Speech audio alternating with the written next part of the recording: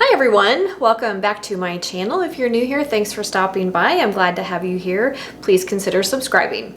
So today I have a delicious canning recipe for you. I'm so excited about it. We are in the middle of strawberry season, one of my favorite times of the year. We've got summer coming up here. We've got all these delicious strawberries coming on. So I wanted to bring you a delicious and fun way to use your summer strawberries. So this recipe comes from the ball mason jar. That's what they're calling it now. Ball mason jar. It was ball fresh preserving. Now it's ball mason jar. It is on their website, and we are going to be making and canning up strawberry honey butter. It is so delicious. It's going to be great to spread on scones, on biscuits, use in desserts.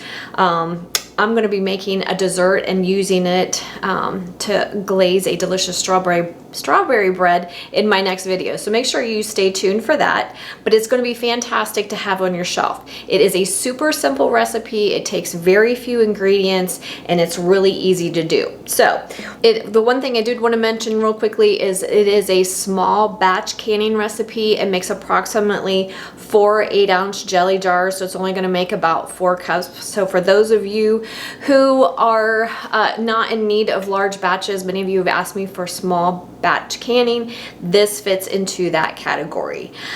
This would be, like I said, canned in the 8-ounce jelly jars. However, I am going to be canning mine up mostly in the 4-ounce jelly jars because I want to give some of this away as gifts, and also when I use it for myself, it's only me. I'm not necessarily going to eat a jar, an 8-ounce jar of it in the time before it would go bad. So I'm going to be canning in the 4-ounce jelly jars. You can safely go down in jar size. You just cannot go up. So you can either can in half pints or the 4-ounce jelly jars.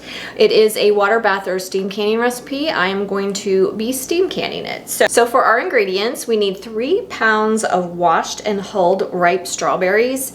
To hull my strawberries, after I rinsed them, I held on to the leaves. I use a paring knife, stick it into the center of the core of the strawberry, and just kind of cut around it with a small paring knife, and then the center of the strawberry and the tops will come off really easily for you. We're going to be using 3/4 of a cup of honey, 3/4 of a cup of sugar. A note about sugar in canning, and I will leave a link to canning using sugar substitutes, but just know strawberry preserves of any sort lose their color as they sit on your shelf, and they can also lose their color with cooking. So I think that's one of the reasons that they have left part of this as granulated sugar and didn't use all honey. Sugar does help to preserve the color, the deep red color of the strawberries. If you do use low sugar or no sugar strawberry recipes, just know that their color on the shelf will change sooner rather than later. It will start to fade. And then our next ingredient, we need 1 tablespoon of bottled lemon juice. Lemon juice is used for safety in this canning recipe, so make sure you are using bottled lemon juice. The reason why we use bottled lemon juice in canning is because the acidity is controlled. When you use fresh lemon juice, it may or may not be the correct acidity. 2 teaspoons of vanilla. There is such a thing as strawberry extract, which would be absolutely fantastic here if you can find it or if you have it on hand. I would have used it here, but I did not have any on hand, so I'm just using my homemade vanilla extract, which is delicious as well. But if you used the strawberry extract, it is just really going to amp up the strawberry flavor for you. And then we need 1/4 to 1/2 of a teaspoon of salt, so just a little shake of salt just to enhance the flavor just a bit. So I'm going to bring you in close and we're going to get started. Now we are ready to take our washed and hulled strawberries and we're going to puree them in the food processor. So now we are just going to roughly cut up our strawberries, put them in our food processor, and like I said, we are going to puree them until they are nice and smooth. Okay guys, I have my pureed strawberries in my stock pot or my Dutch oven. I just wanted to tell you that I did puree mine in batches. My food processor is not large enough to puree them all at once. So I did take about 3 batches to get mine nice and pureed. Now we're ready to add our other ingredients. So we are going to add 3/4 of a cup of honey, liquid honey. We need 3/4 of a cup of granulated sugar.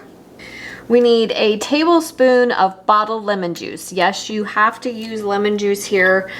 You do have to use bottled lemon juice here. You do not want fresh squeezed. Reason being, the acidity level is controlled in bottled lemon juice, so we know it'll be at the right acidity. Fresh lemon juice is not always the same. So there's our 1 tablespoon of lemon juice. Then we're going to add about 2 teaspoons of vanilla extract. I'm using my homemade vanilla extract. We need about 2 teaspoons of it. And then about a half to 1 teaspoon of salt. So we're gonna bring this up to a boil over medium heat, and then we are going to reduce our heat and let it simmer for about an hour until it's nice and thick. It is ready to go when it sets up, when it holds its shape on a spoon. And I'll bring you back throughout the process so that you can see what's going on in my pot. You just wanna make sure you're stirring fairly frequently throughout the process so that nothing scorches or burns on the bottom. There will be some foaming. There's always foaming when strawberries are involved, but the foaming will dissipate as you cook your strawberry butter. Okay guys, we're about a half hour into our cooking time, and you can tell we got a nice, beautiful simmer going on here. There is a little bit of foaming, but I have noticed that it is starting to dissipate. The more I cook it, the more it starts to go away. You do want to make sure that you are stirring fairly frequently to make sure nothing is sticking or scorching on the bottom. So we're just going to let this go nice and slow until, like I said, it is thickened and it holds its shape on a spoon, the same as with apple butter. The one thing I did want to mention is you do want to make sure you're cooking it with the lid off. We want some concentration and evaporation to happen. That's what causes the puree to thicken up. So I'm going to let this go. While this is cooking, I'm going to get my canner and my jars ready. Okay guys, my strawberry honey butter has been cooking for about an hour and a half now, and you can tell it has really gotten thick. It has reduced in size, and if you listen closely, it even sounds different in the pot from the simmering. So you can check it. You want it to hold its shape on the spoon, and hopefully you can tell how it's staying rounded and it's not spreading with liquid coming outside of the more solid part. That's kind of what you're looking for. You want it to stay kind of mounded on your spoon, and you can tell it's super thick. So we are all set for canning. Modern canning guidelines state that we do not need to pre-sterilize jars or lids as long as we're processing for 10 minutes or more, and we are going to be processing for 10 minutes. So I have washed my jars. I've kept them hot in my steam canner while I was preparing the strawberry butter. My lids, I am using ball lids today, so I have just washed them and set them aside. They do not need to be simmered. Make sure you know what brand of lids you're using and what the manufacturer recommends as far as heating or simmering prior to use. The ball lids and the Kerr lids do not require that. So we're going to ladle in our strawberry honey butter to 1/4 inch headspace. So thick, beautiful, deep, rich red color.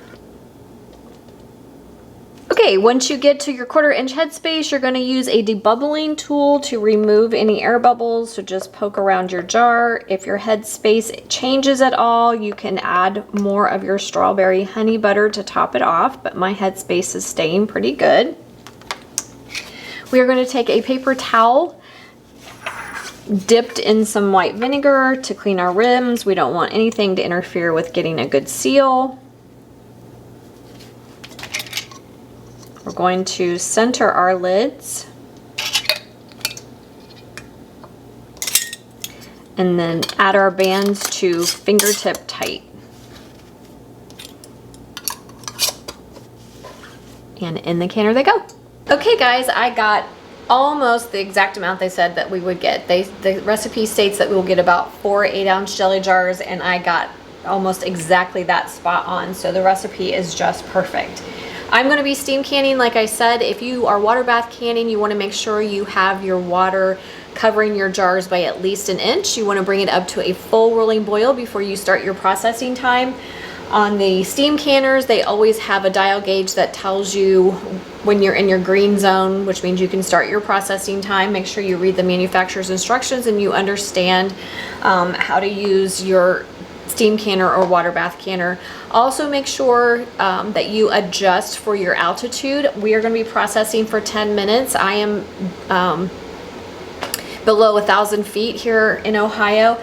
So make sure you know your altitude and you make any adjustments that you need to make as far as correct processing times. I will leave a table in the description box below.